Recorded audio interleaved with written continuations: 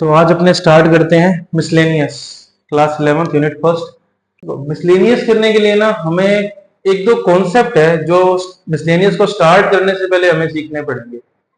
ठीक है, वो क्या क्या है? देखो, सबसे पहली चीज, अगर मुझे किसी क्वेश्चन के अंदर ये प्रूव करने के लिए दे रखा है कि कोई सेट ए है वो बी में कंटेन करता है, तो हम कैसे प्रूव करेंगे?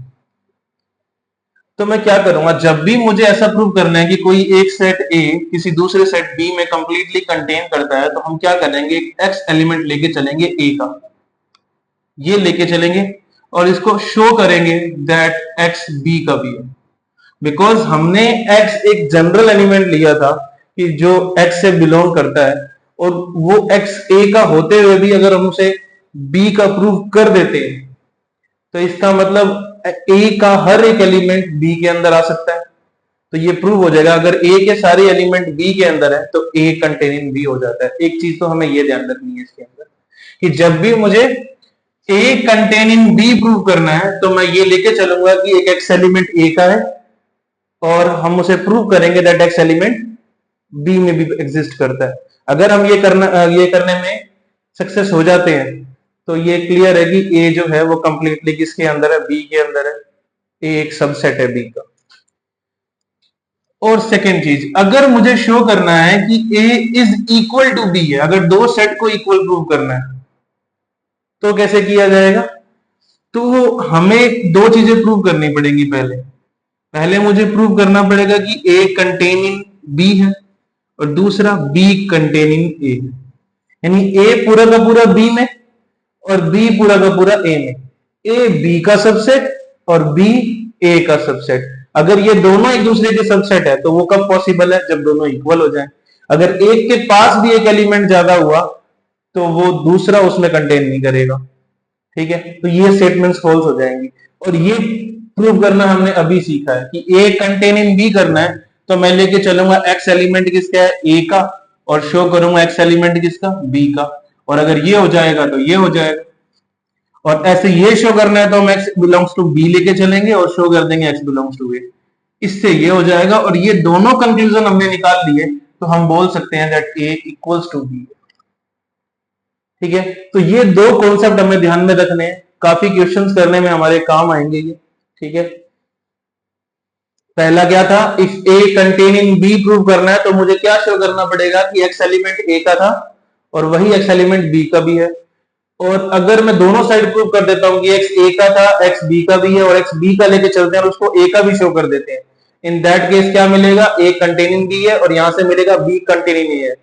ए बी में है, बी ए में है, ये तभी पॉसिबल है जब ए और बी दोनों क्या हो, इक्वल। क्लियर बात? अब इसके क्वेश्चन स्टार्ट करते हैं। पहला क्वेश्चन देखते हैं इसका। तो क्वेश्चन नंबर 1 देखते हैं, decide among the following sets which sets are subset of one another.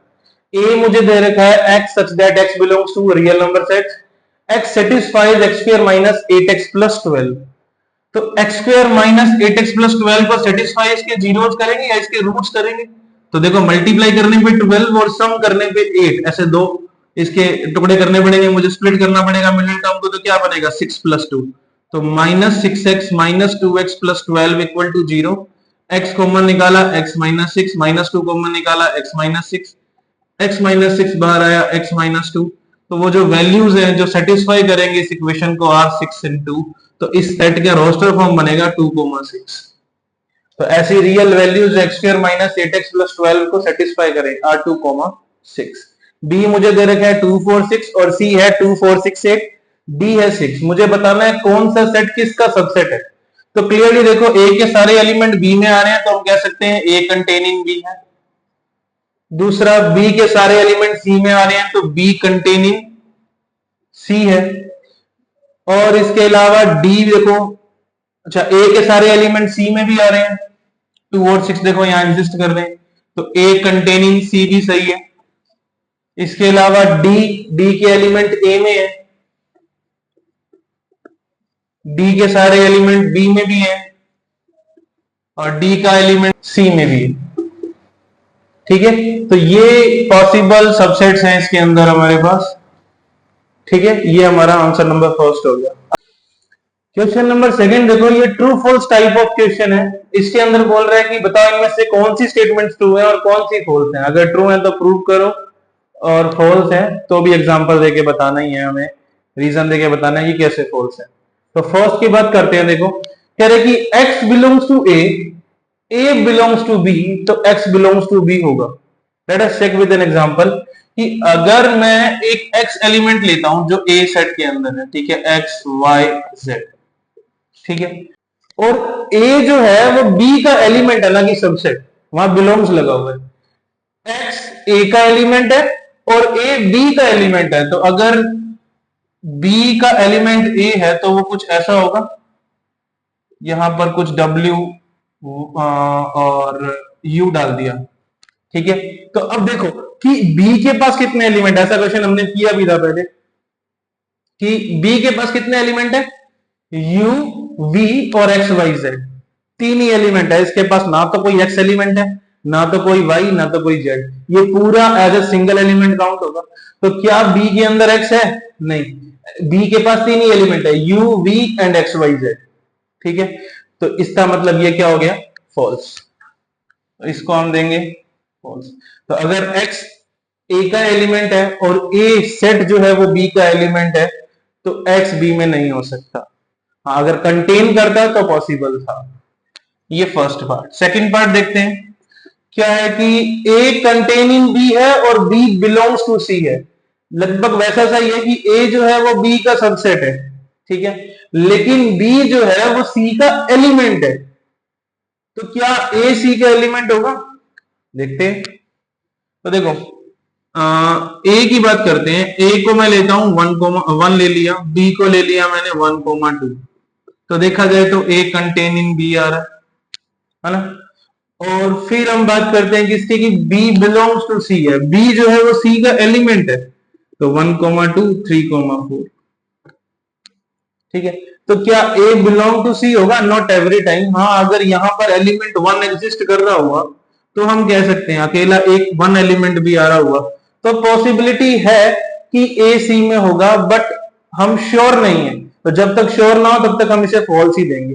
अगर सिर्फ इसके बेस पर कहा जाए कि a जो है b के अंदर कंटेन करता है, इसके बेस पर क्या c का एलिमेंट a होगा, क्या a c में बिलोंग करेगा, तो not every time, not sure, इसीलिए हम इसको फॉल्स देंगे, ठीक है। थर्ड की बात करते हैं, a कंटेन इन b है, b कंटेन इन c है, तो a कंटेन इन क्या हो जाएगा, c हो जाएगा। यस, अगर देखो x एलिमेंट अगर a के अंदर है तो x एलिमेंट a के अंदर है, अब a कंटेन इन, a पूरा का पूरा b के अंदर है, तो x एलिमेंट कहां होगा, b में भी होगा। और b कंटेन इन c है, b के सारे एलिमेंट c में है, और c जो x है वो b का एलिमेंट भी है, तो x कहां चला जाएगा, c में भी चला जाएगा, ठीक है। अब x a का था, x c का आ गया।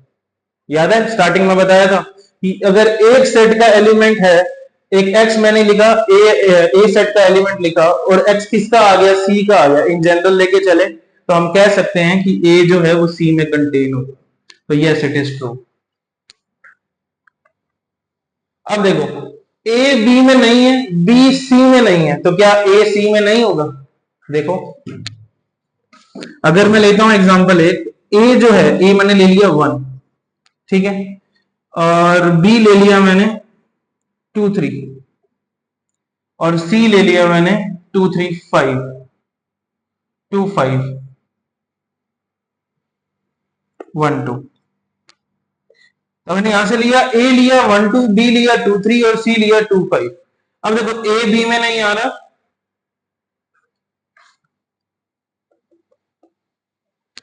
a लिया मैंने 1 2, b लिया 2 3, c लिया 1 2 5। देखो a not contain in b, a के सारे एलिमेंट b में नहीं आ रहे, b के सारे एलिमेंट c में नहीं आ रहे, लेकिन a के सारे एलिमेंट c में आ भी सकते हैं और नहीं भी आ सकते। वहां बोला नॉट कंटेन। ये जब तक कंप्लीटली श्योर ना हो जाओ तब तक ट्रू नहीं दे सकते। अब इसके अकॉर्डिंग देखो, a के सारे एलिमेंट b के अंदर है, a के सारे एलिमेंट b में नहीं है, b के सारे एलिमेंट c में नहीं है, बट स्टिल a b में आना पॉसिबल हो सकता है, ना भी हो, ये जरूरी नहीं है कि 1 2 यहां आएगा ही आएगा, बट आ भी सकता है। जब तक कंप्लीटली श्योर नहीं है तब तक हम ट्रू नहीं दे सकते, तो इसको हम क्या देंगे, फॉल्स देंगे। नेक्स्ट क्या है, if x belongs to a, अगर x a का एलिमेंट है और a not contain in b, तो क्या x b का नहीं हो सकता? देखो फिर से वही बात करते हैं एग्जांपल से लेके कि x मैंने लिया a मैंने लिया 1 2 3, ठीक है, a 1 2 3 ले लिया और a not contain in b है, यानी अगर मैं बात करूं b मेरा सेट ऐसा हो जाए कि 1 3 5 7, ठीक है। अब देखो a मेरा 1 2 3 है, b 1 3 5 7 है। अब a के सारे एलिमेंट b में नहीं है तो हम कह सकते हैं a not contain in b, ठीक है। अब यहां पे देखा जाए अगर वो एलिमेंट x1 होता तो मैं कह सकता हूं कि 1 belongs to a not contain in b, 1 belongs to a not contain in b, तो क्या ये 1 b में नहीं है? आ सकता है और नहीं भी आ सकता, कोई कंपलसरी नहीं है कि x बिलोंग करेगा ही करेगा, ठीक है। यहां बिलोंग कर रहा है और अगर ये नहीं होता अभी भी ये स्टिल वर्क करता कि x belongs to a, 1 belongs to a not contain in b, लेकिन 1 b में नहीं आ रहा, ठीक है। तो हो भी सकता है और नहीं भी, अगेन नॉट श्योर, तो क्या देंगे? फॉल्स। आ भी सकता है और नहीं भी आ सकता। सिक्स्थ की बात करते हैं, if a contain in b, अगर a b में है, x not belongs to b, तो x a में नहीं हो सकता। देखो a लिया मैंने 1 2, b लिया 1 2 3, यहां पर a कंटेन इन b है, क्लियरली दिख रहा है ना, a के सारे एलिमेंट b में है। अब कोई एलिमेंट अगर b में नहीं है तो वो a में कैसे हो जाएगा? क्योंकि a तो पूरा का पूरा यहां है ना, अगर कोई एलिमेंट यहां नहीं है तो वहां भी नहीं हो सकता, तो ये ट्रू है, ठीक है। तो ये हमारे ट्रू फॉल्स हो गए। क्वेश्चन नंबर 3 देखते हैं इसके बाद। चलो क्वेश्चन नंबर 3 देखो, गिवन क्या है? गिवन है मुझे that A union B is equal to A union C, A intersection B is equal to A intersection C। I want to prove that या show that set B is equal to set C, B और C equal, ठीक है। और कोई दो set को इक्वल करने का तरीका मैंने स्टार्टिंग में बता दिया था कि हम पहले x एलिमेंट b का लेके चलेंगे, फिर c का शो कर देंगे, जिससे क्या हो जाएगा? b contain in c।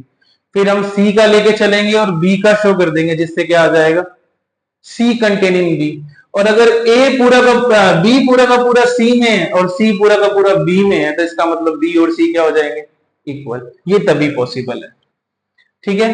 तो स्टार्ट करते हैं। मैं लेके चलता हूं एक x एलिमेंट किसका? b का, ठीक है। x एलिमेंट किसका है? b का है। तो क्या एलिमेंट a यूनियन b में भी होगा? होगा ना। देखो b के अंदर आ रहा है तो a यूनियन b में a के सारे एलिमेंट होते हैं और b के भी सारे एलिमेंट होते हैं, तो x जो एलिमेंट है वो a यूनियन b में श्योरली होगा। और a union b and a union c are equal, तो x belongs to a union c also, because a union b is equal to a union c, ठीक है। यहां से अच्छा, अगर A यूनियन C में है, इसका मतलब इधर X बिलोंग्स टू A और X बिलोंग्स टू C, यानी या तो A में था या C में था या दोनों में था, कुछ तो था ही, तभी A यूनियन C के अंदर ये है। तो देखो यहां से दो कंडीशन बनती है, X बिलोंग्स टू A भी आ रहा है, X बिलोंग्स टू C भी आ रहा है, तो दोनों कंडीशन लेके चलेंगे, केस 1 एंड केस 2 बना के। यहाँ केस 1 लेके चलते हैं, that X belongs to A। अगर x बिलोंग्स टू a है तो ऊपर मेरे पास क्या है? लेके क्या चले थे? टेकिंग क्या किया था हमने? That x belongs to b है, तो x belongs to a and x belongs to b भी है। a में तो आ ही गया है, b में पहले से था। a और b दोनों के अंदर आ रहा है, इसीलिए हम कह सकते हैं कि x belongs to a intersection b है, ठीक है।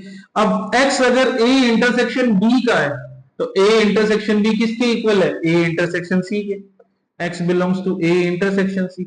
और अगर x a इंटरसेक्शन c में आ रहा है, इसका मतलब वो a में भी था और b में भी था, that means x belongs to a,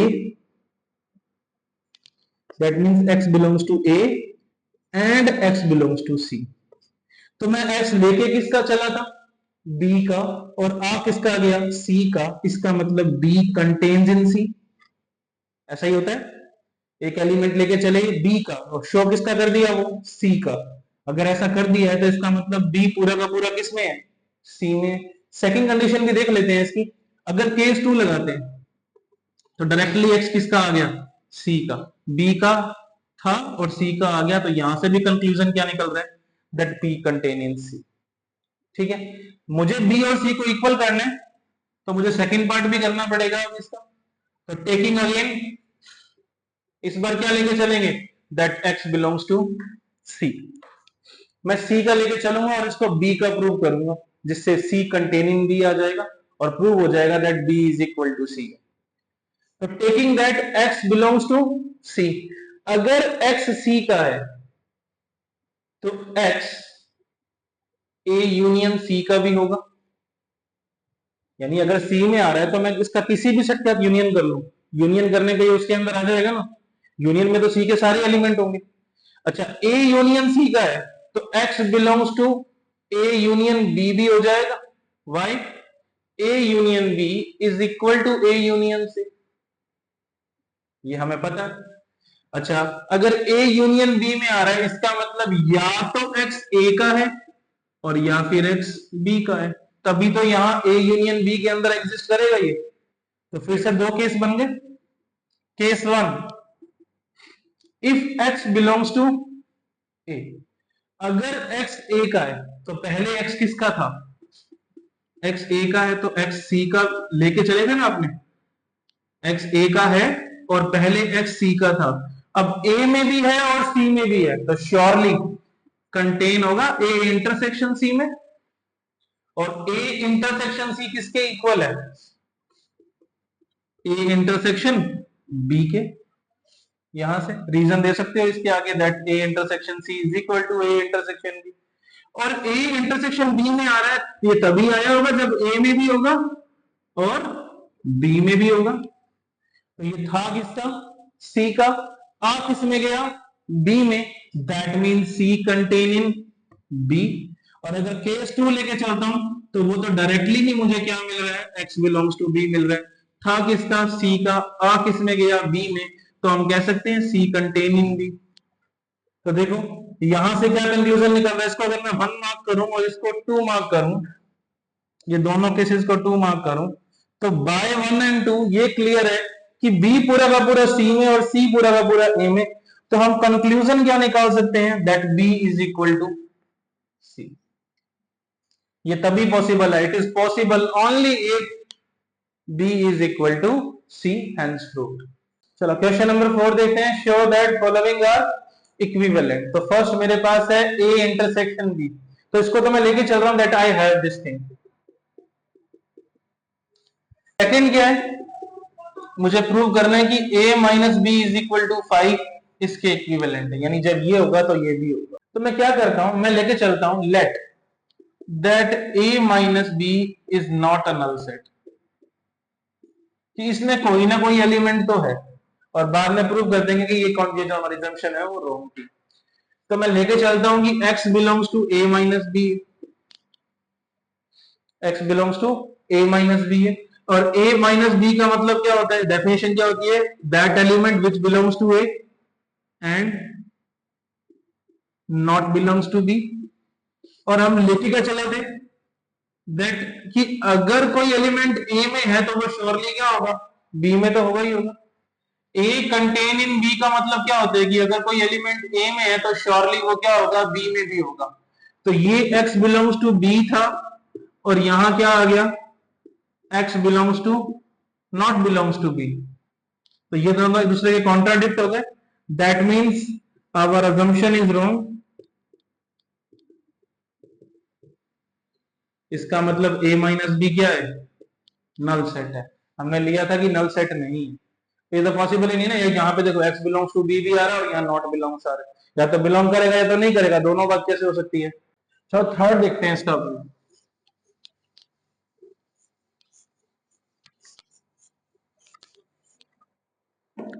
third में कह रहा है कि show that A union B is equal to B, और इक्वल करने का तरीका मैंने स्टार्टिंग में बताया था, वही तरीका यूज करेंगे।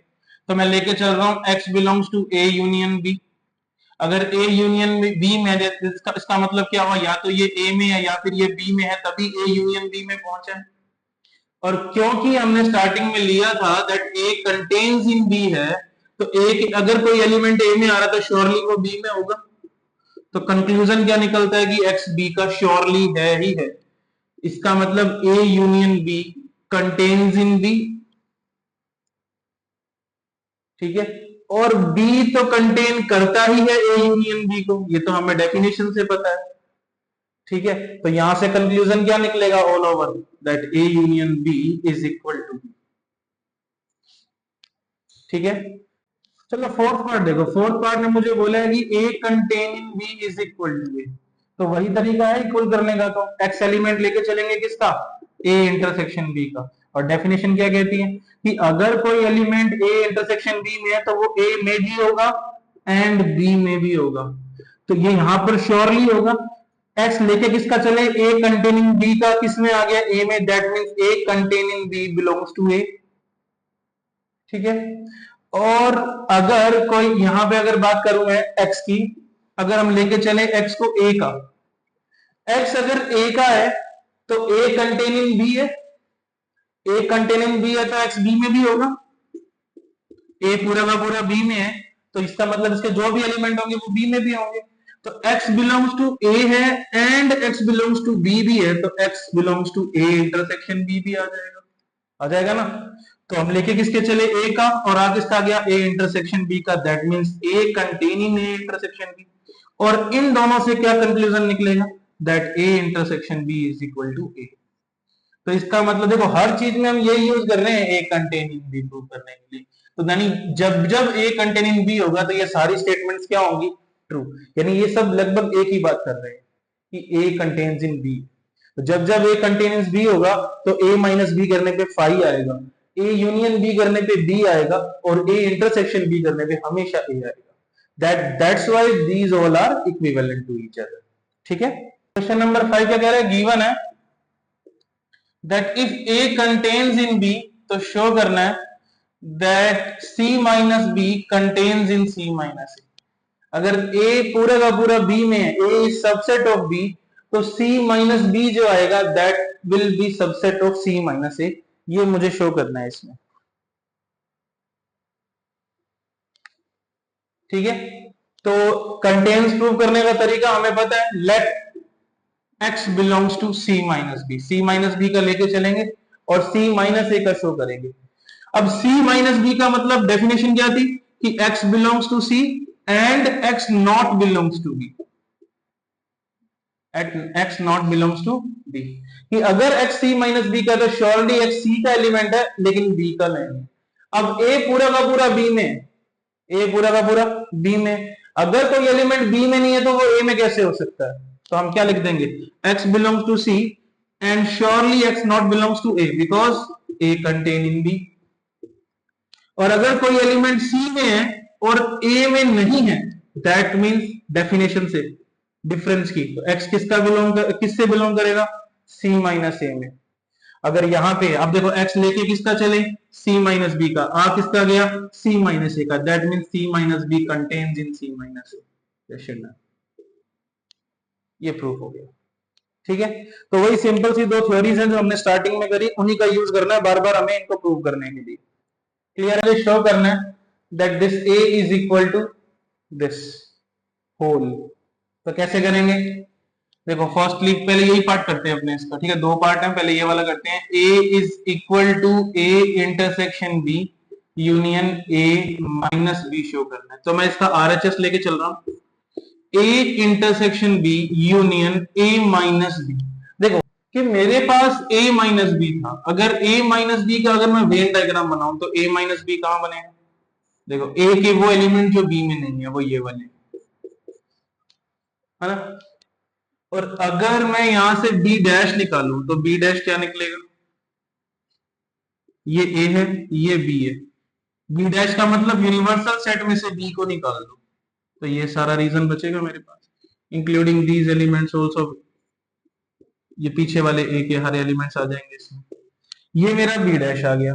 और अगर मैं यहां से ए निकालूं तो ए कौन सा रीजन है, ए ये वाला रीजन पूरा का पूरा। अगर मैं ए इंटरसेक्शन बी डैश निकालता हूं, देखो ए और बी डैश में क्या कॉमन निकल रहा है, बताओ, देखो ये ए था और ये सारा बी डैश है पीछे बचा हुआ। इस ए में और बी डैश में कॉमन क्या आया? ये वाला रीजन, ये वाला रीजन कॉमन है, रेड वाला रीजन, और सेम रीजन यहां कॉमन है। देखो तो हम यहां से कह सकते हैं कि a minus B is equal to A intersection B dash, because ये सेम रीजन देते हैं तो सेम एलिमेंट एग्जिस्ट करेंगे यहां पे। तो मैंने इस a माइनस बी को क्या लिख दिया? A intersection B dash. ठीक है, तो यहां से कंक्लूजन देखो, अब ये क्या बन रहा है? डिस्ट्रीब्यूटिव लॉ लगा सकते हैं इस पे, distribution of intersection over union. क्या होता था? वो था A intersection B union C is equal to A intersection B union A intersection C. तो ये सेम ऐसा ही पड़ा है यहाँ पे। तो ए इंटरसेक्शन अगर बाहर निकाल लें तो क्या बनेगा? A intersection B union B dash बन जाएगा। यहां लिख सकते हैं हम बाय डिस्ट्रीब्यूटिव लॉ।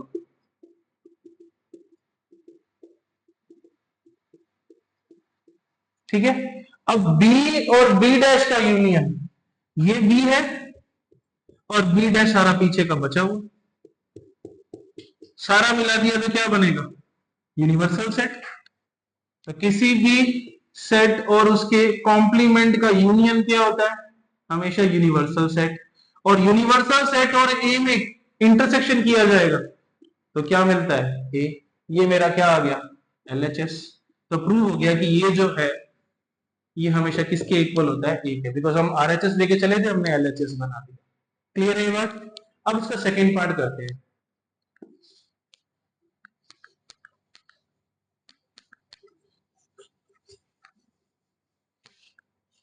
तो इसको भी एज ए फॉर्मूला याद रखना, दैट ए माइनस बी जो होता है that is equal to A intersection B dash. इसको जहां चाहे हम यूज कर सकते हैं। ठीक है, सेकेंड पार्ट देखते हैं इसका। सेकेंड पार्ट में क्या कह रहा है? प्रूव करो that A union B minus A is equal to A union B. ये इक्वल प्रूव करना है। ठीक है, तो अभी सीखा हमने ए माइनस बी क्या होता है? A intersection B dash. तो ये क्या बन जाएगा? B intersection A dash. मैं एलएचएस लेके चल रहा हूं। ठीक है, अभी अभी सीखा ये चीज हमने, और इसका डिस्ट्रीब्यूशन कर देते हैं अंदर। A union B intersection A union A dash. ठीक है, ये कैसे आया? By distributive law.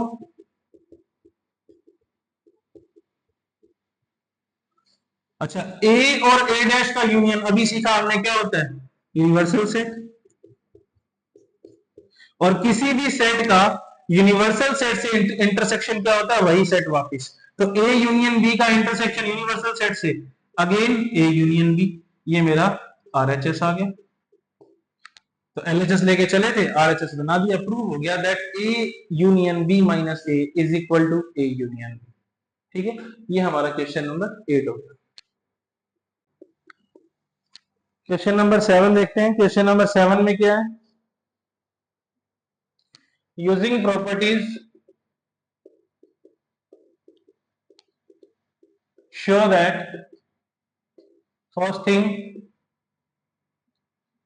A union A intersection B is equal to A, और सेकंड हमें शो करना है that A intersection A union B is equal to B।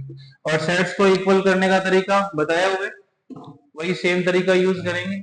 सबसे पहले मैं लेके चलता हूं X belongs to A union A intersection B। अगर X इसका है तो x बिलोंग्स टू या तो a होगा या फिर x belongs to a intersection b होगा। तो केस 1, x किसका लेके चले? इसका, और x आ किसका गया? a का। इसका मतलब यहां से कंक्लूजन तो यही निकल रहा है कि ये पूरा का पूरा a में कंटेन करेगा। तो क्या ये सेम कंक्लूजन हम यहां से निकाल सकते हैं कि x belongs to a intersection b है, इसका मतलब x belongs to a and x belongs to b। तो श्योरली ये a में यहां भी है। तो ऑल ओवर कंक्लूजन यहां से क्या निकला? That a union a intersection b contains in a। अब मैं x a का लेके चलता हूं। x a का है, surely x belongs to a intersection b में होगा। ठीक है। अगर एक्स ए इंटरसेक्शन बी में है और ए में भी है तो वो एक्स जो है A union A intersection B में भी होगा। ए का भी है, ए इंटरसेक्शन बी का भी है, दोनों में है तो दोनों के यूनियन में भी आएगा। ठीक है, तो x belongs to A union A intersection B आ गया। लेके किसका चले थे? ए का। इसका मतलब A contains in A union A intersection B. Number 1 और नंबर 2 से कंक्लूजन क्या निकला कि A is equal to A union A intersection B. ठीक है, अब यहां से प्रूव करते हैं इस वाले को। एलएचएस लेके चलता हूं मैं, A intersection A union B, और इसको मैं डिस्ट्रीब्यूट कर रहा हूं तो क्या बनेगा? A intersection A union A intersection B. ठीक है, ए इंटरसेक्शन ए क्या आ जाएगा? ए और ए में कॉमन क्या आएगा? A. A union A intersection B आ गया। और ये अभी अभी हमने प्रूव किया that A union A intersection B is equal to क्या है? ए। Hence prove. ये आरएचएस आ गया। Question done. Question number 8, show that A intersection B is equal to A intersection C need not implies that B is equal to C. तो देखो, A intersection B is equal to A intersection सी है, जरूरी नहीं है इसके लिए कि B is equal to सी हो। तो इसको हम एग्जांपल से कर सकते हैं। कैसे? अगर मैं एक सेट ले लूं यहां पे 1 2 3 और बी सेट ले लिया मैंने 2 5 और सी सेट ले लिया मैंने 2 7। ठीक है, तो देखो ए इंटरसेक्शन बी क्या है? 2, और ए इंटरसेक्शन सी क्या है? That is also 2। तो A intersection B is equal to A intersection C आ रहा है, बट स्टिल देखा जाए तो बी और सी इज नॉट इक्वल। तो यस इट इज ट्रू कि ए इंटरसेक्शन बी और ए इंटरसेक्शन सी के इक्वल होने के लिए जरूरी नहीं है कि बी और सी इक्वल हो। इसको हम एग्जांपल से कर सकते हैं। गिवन है A intersection X is equal to B intersection X is equal to 5, A union X is equal to B union X, और मुझे शो करना है, show that A is equal to B. A और B को equal prove करना है, और prove करने के लिए हमें पता है हमारे पास क्या तरीका है।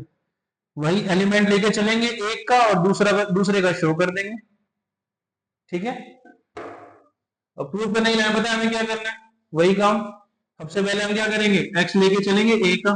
अगर एक्स ए का है तो श्योरली ए यूनियन एक्स में होगा, और अगर ए यूनियन एक्स में है तो A union X is equal to B union X, तो बी यूनियन एक्स में भी होगा, because A union X is equal to B union X. इसका मतलब एक्स एक्स का भी है, हो सकता है, या फिर एक्स बी का हो सकता है। अब यहां से देखो x बिलोंग्स टू x आ रहा है ना? x a का भी था और x x का भी है, इसका मतलब x belongs to x intersection a आ गया। लेकिन x इंटरसेक्शन a तो क्या है? 5 है, तो x यहाँ पे पॉसिबल ही नहीं है, नॉट बिलोंग्स। तो इसका मतलब ये यूनियन में किसकी वजह से आया था? b की वजह से। तो x अगर a में है, x b का शो हो गया, इसका मतलब a कंटेन इन क्या आ गया? b। ये बात समझ आई ना कि देखो x a में भी है और x x में भी है, तो x कहां होना चाहिए? a intersection x intersection a में होना चाहिए, लेकिन x इंटरसेक्शन a तो 5 था, यहां तो कोई एलिमेंट आ ही नहीं सकता, खाली है एकदम। तो इसका मतलब ये वाली बात गलत हो गई, ये यूनियन में है, इसका मतलब या तो x में है या तो b में। x में तो पॉसिबल नहीं है बिकॉज 5 है, तो यहां क्या बचा? ये b में बचा। और अगर a का होके b का है तो a कंटेनिंग b आ गया, कंक्लूजन फर्स्ट मेरे पास। अब सेकंड कंक्लूजन निकालते हैं यहां से। अब मैं लेके चलता हूं x b का। अगर x b का है में आ जाएगा x belongs to b union x, और b यूनियन x में आएगा तो किस में आ जाएगा? a यूनियन x में। क्यों? वही same reason that b union x is equal to a union x। और अगर x a यूनियन x में आ रहा है तो इसका मतलब या तो x a में है या फिर x x में है। x b में है और x x में है, अगर दोनों में आ जाता है तो इसका मतलब x कहां होना चाहिए? b इंटरसेक्शन x में, जो कि पॉसिबल नहीं है, नॉट बिलोंग्स। क्यों? Again b intersection x is also 5, ये भी खाली है, तो ये तो पॉसिबल है नहीं। तो पॉसिबिलिटी क्या है? इसके यूनियन में आने की पॉसिबिलिटी क्या है कि x कहां से आया था? a से आया था, तो b में है और a में भी है, तो यहां से कंक्लूजन क्या निकला, दैट बी कंटेन्स इन ए। अब ए कंटेन्स इन बी है, बी कंटेन्स इन ए है, बाय 1 and 2 कंक्लूजन क्या निकला, अगर दोनों चीजें हैं तो ए इज इक्वल टू क्या आ जाएगा, बी आ जाएगा, हेंस प्रूव्ड। ये हमने प्रूव कर दिया। क्लियर है बात। क्वेश्चन नंबर लास्ट हमारा 10th देखते हैं। क्वेश्चन नंबर 10 देखते हैं। क्वेश्चन नंबर 10 में हमें क्या करना है कि हमें ए बी और सी ऐसे 3 सेट बताने हैं कि ए इंटरसेक्शन बी नल ना हो, बी इंटरसेक्शन सी भी नल नहीं होना चाहिए, सी इंटरसेक्शन ए भी नल नहीं होना चाहिए, लेकिन जब मैं A intersection B intersection C निकालूं तो वो नल आ जाए, वो फाई हो जाए। तो ये क्वेश्चन है मेरा। तो मुझे ए बी और सी ऐसे के 3 एग्जांपल लेके दिखाने हैं। तो मैं अगर ए को ले लूं एक्स वाई जेड, बी को ले लेता हूं वाई जेड डब्ल्यू, और सी को ले रहा हूं मैं एक्स डब्ल्यू यू। तो यहां से देखा जाए तो अब ए इंटरसेक्शन बी क्या आ रहा है, दोनों में कॉमन क्या है, वाई एंड जेड। ठीक है। अगर मैं देखूं तो बी इंटरसेक्शन सी क्या आ रहा है, दोनों में कॉमन क्या है, डब्ल्यू। सी इंटरसेक्शन ए क्या है, एक्स। लेकिन अगर A intersection B intersection C निकालेंगे, तीनों में क्या सेम है, यहां एक्स वाई जेड है, यहां वाई जेड डब्ल्यू है, लेकिन वहां वाई जेड नहीं है, वाई जेड यहां कॉमन आ रहा था, तो ये क्या हो गया, ब्लैंक। तो ये हमने एग्जांपल लेके दिखा दिया, जहां ए इंटरसेक्शन बी फाई नहीं है, बी इंटरसेक्शन सी फाई नहीं है, सी इंटरसेक्शन ए भी फाई नहीं है, but A intersection B intersection C क्या है, फाई है। ये हमारे यहाँ मिसलेनियस कंप्लीट हो जाती है।